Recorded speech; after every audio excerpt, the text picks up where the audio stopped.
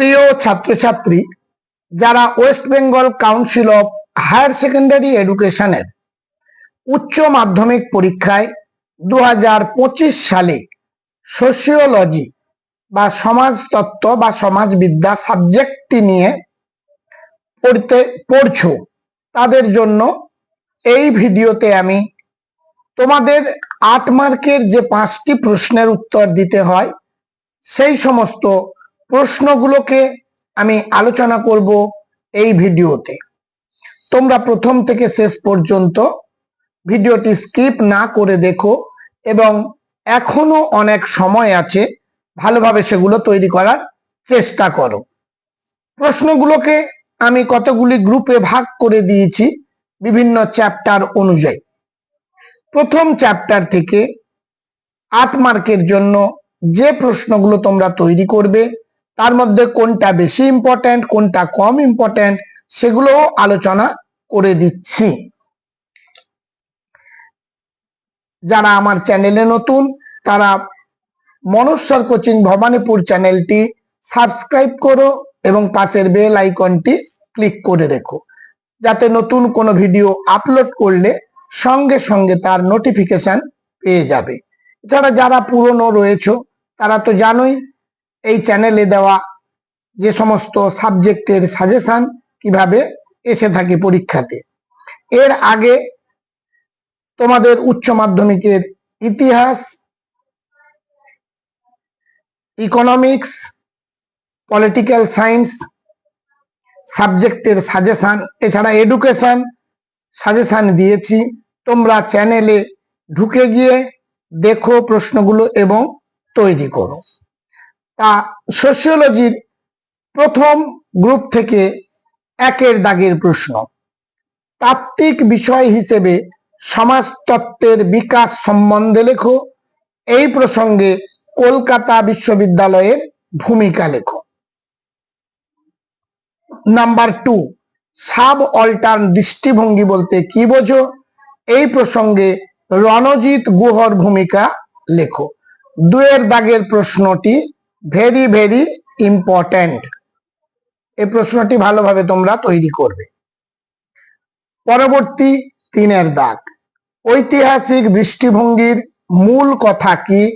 এই দৃষ্টিভঙ্গির প্রবর্তক ভারতীয় সমাজতাত্ত্বিকগণের ভূমিকা লেখো। 4 দাগ, ভারতবর্ষের সমাজতত্ত্বের সূত্রপাত সম্পর্কে লেখো। ভারতের দৃষ্টবাদের প্রবর্তক সম্পর্কে লেখো।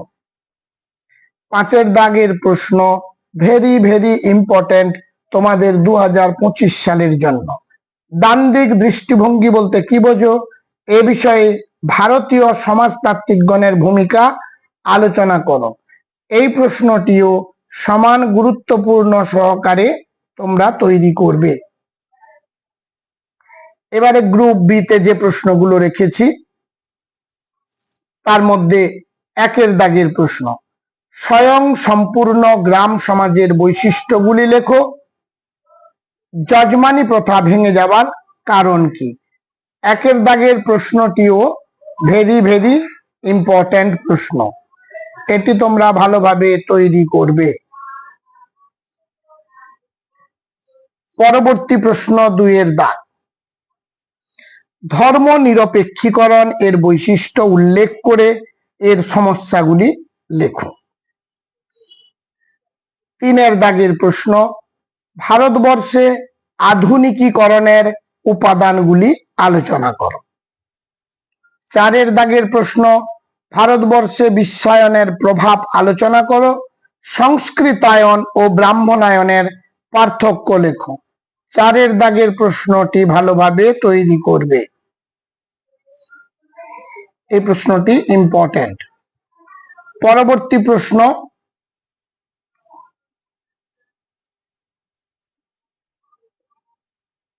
প্রশ্ন গ্রুপ সি তে রেখেছি। 1 দাগের প্রশ্ন, জাতি ব্যবস্থার ধারণা সম্বন্ধে লেখো। জাতির বৈশিষ্ট্যগুলি আলোচনা করো। 1 দাগের প্রশ্নটিও ভেরি ভেরি ইম্পর্টেন্ট, এটি ভালোভাবে তোমরা দেখবে। পরের 2 এর দাগের প্রশ্ন, স্বাধীনতার পরবর্তী সময়ে ভূমি সংস্কার পরিকল্পনা গুলি লেখো। 3 এর দাগের প্রশ্ন, পরিবার কাকে বলে? পরিবারের কার্যাবলী আলোচনা করো। 5 এর দাগের প্রশ্ন, ধর্ম সম্পর্কে স্বামী বিবেকানন্দের দৃষ্টিভঙ্গি আলোচনা করো। এবং এই গ্রুপের 5 এর দাগের প্রশ্নটি হলো, জাতি ব্যবস্থা সম্বন্ধে আম্বেদকরের দৃষ্টিভঙ্গি আলোচনা করো। এই প্রশ্নটি ভালোভাবে তোমরা তৈরি করবে, পরীক্ষায় আসার সম্ভাবনা খুব রয়েছে। এবারে গ্রুপ ডি তে 1 এর দাগের প্রশ্ন, শিক্ষা বিষয়ে গোখলের শিক্ষা চিন্তা বিষয়ে আলোচনা করো। এই প্রশ্নটিও খুবই ইম্পর্টেন্ট, পরীক্ষায় আসার জন্য দেখবে ভালোভাবে। 2 নম্বর প্রশ্ন, শিক্ষায় ঈশ্বরচন্দ্র বিদ্যাসাগরের অবদান লেখো। 3 এর দাগের প্রশ্ন, ভারতবর্ষে সাম্প্রদায়িকতার কারণগুলি লেখো। এই কারণগুলি দূরীকরণের উপায়গুলি লেখো। 3 এর দাগের প্রশ্নটিও ভেরি ইম্পর্টেন্ট। 4 এর দাগের প্রশ্ন, ধর্ম বলতে কি বোঝো? সমাজে ধর্মের গুরুত্ব সম্বন্ধে আলোচনা করো। এবার গ্রুপ ই থেকে 1 এর দাগের প্রশ্ন, ভারতবর্ষে জনসংখ্যা বৃদ্ধির কারণ আলোচনা করো এবং নিরক্ষরতা দূরীকরণের উপায়গুলি লেখো। 1 এর দাগের প্রশ্নটিও ভেরি ইম্পর্টেন্ট প্রশ্ন, ভালোভাবে তোমরা দেখবে।